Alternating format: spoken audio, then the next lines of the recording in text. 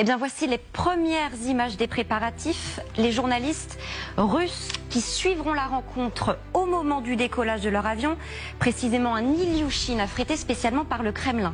Ils travaillent pour l'agence TASS ou encore celle de RIA Novosti, réputée très proche de Vladimir Poutine. Et ils sont arrivés en Alaska en fin d'après-midi, comme des centaines d'autres de leurs confrères venus du monde entier. Deuxième image, ces avions de chasse de l'armée américaine volant à basse altitude au-dessus de la ville d'Anchorage au sud de l'État. Quelques heures avant, Washington ordonnait la fermeture de l'espace aérien. Pas un seul autre avion ne peut traverser la zone. Au sol, tout le périmètre est bouclé.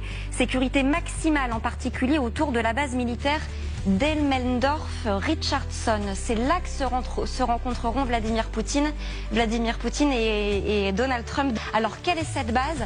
Eh bien, c'est en quelque sorte une petite ville fortifiée au milieu des forêts et des montagnes. 250 km² de terrain, l'équivalent de 3 fois la ville de Paris, bordée de clôtures, de checkpoints, de bunkers, sans rien à des kilomètres à la ronde. 6000 soldats y stationnent en permanence. Trump les avait d'ailleurs passés en revue lors de son premier mandat. Il faut bien comprendre ce que cela représente. Dans l'histoire récente, jamais un président russe en activité ne s'est rendu sur une base américaine. Les chefs d'État se sont toujours rencontrés dans des capitales ou des lieux dits neutres. C'est le cas pour tous les précédents sommets, comme à Helsinki en 2018 ou à Genève en 2021. Lucille, qu'en est-il du protocole? Eh bien, les premiers échos viennent de la presse russe. Trump et Poutine ne viendront pas seuls. Côté Moscou, une délégation de 5 personnes autour de Vladimir Poutine.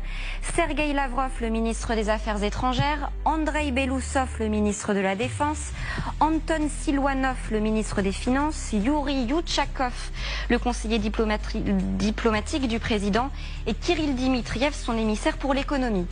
Côté américain, 5 personnes du même rang également, dont l'identité n'est pas dévoilée. Tout le monde a en tête, bien sûr, J.D. Vance, Marco Rubio ou encore Steve Witkoff, l'émissaire personnel de Donald Trump.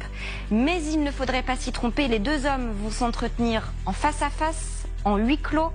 Pas de conseiller, pas de téléphone, pas d'internet. 1 ou 2 interprètes seulement pour faciliter les échanges. Un dernier point, la presse russe pense avoir identifié le lieu exact, précisément dans un bâtiment proche du cimetière militaire. Signe particulier, il abrite les dépouilles de soldats russes de la Seconde Guerre mondiale. Un lieu symbolique, donc. On voit bien toutes les précautions qui sont prises autour de cette rencontre qui est à haut risque pour les deux camps. Oui, d'abord pour Donald Trump. Pour beaucoup, le format de ces discussions ne joue pas en sa faveur. Voici par exemple l'explication du journal Le Guardian.